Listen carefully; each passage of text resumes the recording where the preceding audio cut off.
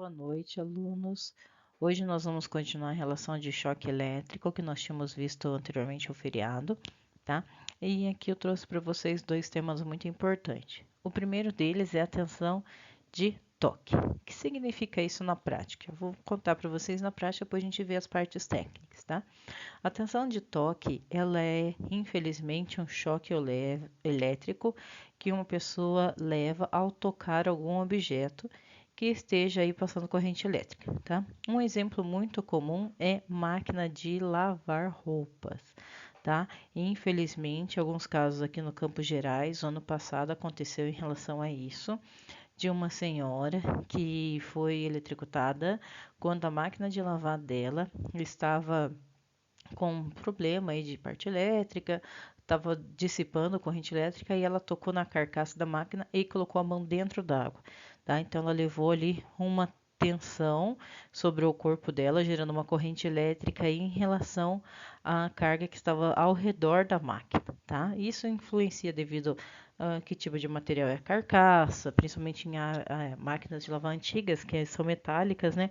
Hoje muitas delas são de plástico, então tem várias situações que podem, infelizmente, interferir para que uma pessoa leve um choque dessa maneira, tá? Então, a tensão de toque, né, como eu comentei, coloquei aqui para vocês no slide, é uma tensão que pode ocorrer devido a uma descarga também atmosférica, ela pode ser proveniente, por exemplo, de um raio ou de uma falha de uma isolação, tá? Numa fiação. Por exemplo, vou colocar algum equipamento na tomada. Eu peguei no plug do meu equipamento e vou colocar na tomada. Quando a pessoa coloca na tomada, ela também pode levar um choque. Se o fio dentro da parede tiver desencapado, tiver com o início de curto-circuito, ou até mesmo ali em contato com o calor e proporcionando efeito de áudio de uma outra fiação comprometida, tá? Então, é uma falha de isolação, um problema técnico, ou como é o caso da máquina de lavar que eu comentei para vocês, ou ter descargas atmosféricas aí em relação à falta de para-raio, um raio caiu na casa, então tudo isso que eu toco um objeto e nesse objeto eu sofro uma descarga elétrica é a tensão de toque, tá bom? Ela pode ser estabelecida entre tensão principalmente nas mãos, tá? Que é o primeiro passo do contato, ou nos pés, que nesse caso também é conhecido como tensão de toque quando eu simplesmente, por exemplo, pisei na água e a água estava vindo da máquina de lavar e tinha corrente elétrica de corrente de fuga na máquina, tá? Então, quando a corrente elétrica estava ao redor da máquina de lavar e ela tocou a água que estava no chão e eu pisei, então, ao mesmo tempo, essa é uma característica ainda do toque, porque eu estou entrando em contato com uma parte que já estava liberando carga elétrica, tá? Porque tem uma outra tensão que a gente vai ver hoje que chama tensão de passo, que é principalmente nos pés. Mas essa que eu estou dando de exemplo para vocês, eu já estou entrando em contato com uma área que está liberando carga elétrica, tá? Pode ter aí a passagem da corrente elétrica pelo braço, como dentro dessa imagem que eu coloquei aqui para vocês, dessa pessoa, por exemplo. Aqui eu tenho, então, as mãos dela, que eu estou deixando em amarelo aqui, entrando em contato com uma superfície, tá, esférica, que tem corrente sendo liberada, tá? Então, eu tenho o que é a tensão dessa região, do começo ao fim. Então, da onde eu encostei na carcaça da máquina de lavar e com o meu pé perto do chão, ele vai fazer aqui, tudo estou grifando em amarelo, um sentimento de aterramento, tá?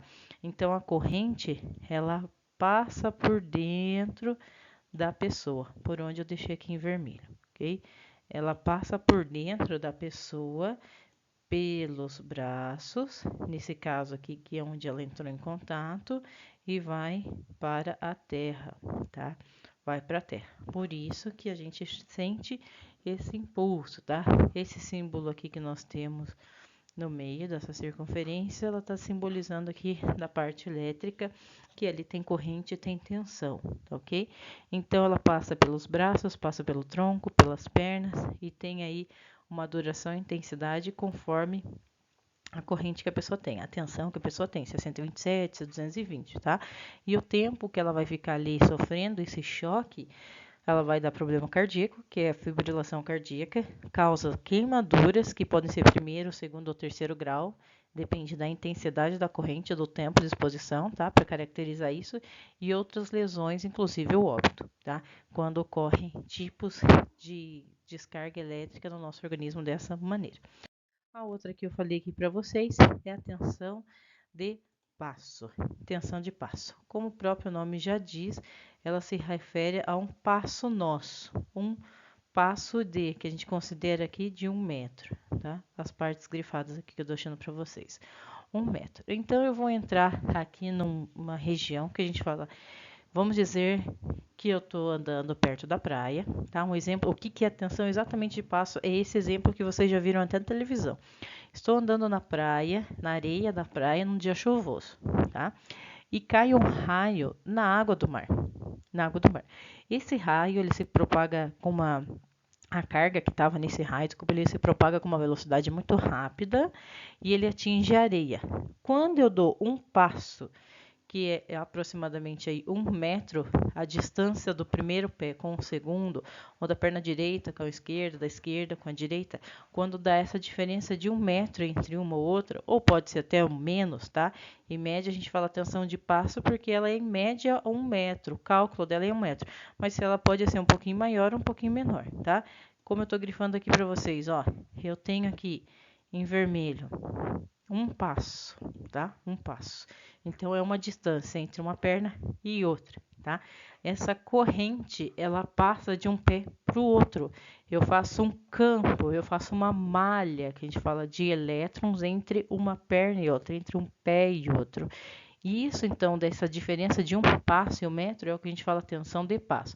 Em função a um campo elétrico, então, eu tenho a mesma coisa do exemplo anterior. Tenho um campo, um objeto, a matéria, a terra, a água, a areia, ela está eletrizada, ela tem carga elétrica. Só que no tensão de toque, eu toquei no objeto com as mãos, ou toquei com os pés naquele objeto que já estava, e eu sofri a descarga. Aqui ela sofre no momento. Então aqui eu tenho a queda do raio, a queda do relâmpago, e eu pisei naquela situação e deu 1 metro. Um exemplo muito comum aqui é quando, vamos dizer, teve até uma propaganda, uma época americana, divulgada muito na internet, de uma pessoa que está dirigindo um carro, bate no poste e nesse momento cai o fio elétrico em cima do carro, né? E daí eles falam como sair do carro se o carro começar a pegar fogo, sendo que o carro está eletrizado, tem cargas, né? Tem elétrons ao redor da carcaça metálica. O correto primeiro é ficar dentro do carro, tá? O primeiro exemplo é ficar dentro do carro. E em segundo momento, se não der tempo de você ser socorrido, tal, é jamais sair do carro e dar um passo, ficar com uma perna dentro do carro e o outro para fora, ou pôr o braço para fora, tá? O que é importante? Até nessa propaganda, ela falava, você, por exemplo, dar um pulo com os dois pés juntos e não fazer a distância de 1 metro. Os pezinhos irem arrastando um pertinho do outro até sair daquela região eletrizada. Só que isso, gente, é quase que é muito difícil, tá? Primeiro porque você teria que sair da porta no mesmo instante com os pés juntos e a distância de um pé e o outro, eles seriam pequenos milímetros ali, tá? De movimento. Então, é possível, mas é bem difícil. Então, o que é correto acontecer quando um acidente desse, infelizmente, ocorrer, é aguardar por socorro, tá? Então, aqui, por exemplo, eu deixei em vermelho aqui, ó, forma um gradiente. Então, esse gradiente é essa malha aqui que vocês estão vendo no desenho, cheia de setinhas para a direita, para a esquerda e para baixo, tá? Então, onde tem essa malha, eu vou deixar aqui em verde para vocês, ó. Essa malha, esses círculos com as setinhas, isso é o nosso gradiente. É como se fosse feito uma malha, tá? Na própria engenharia civil. E eu tenho tensões ali que elas variam, de 1 metro para 1 metro, elas vão aumentando e diminuindo, conforme você está perto do ponto que caiu o raio, da forma que você está indo longe, se a gente falar de raio, tá? Então, o ponto máximo, olha só, no texto, o ponto máximo está junto ao eletrodo.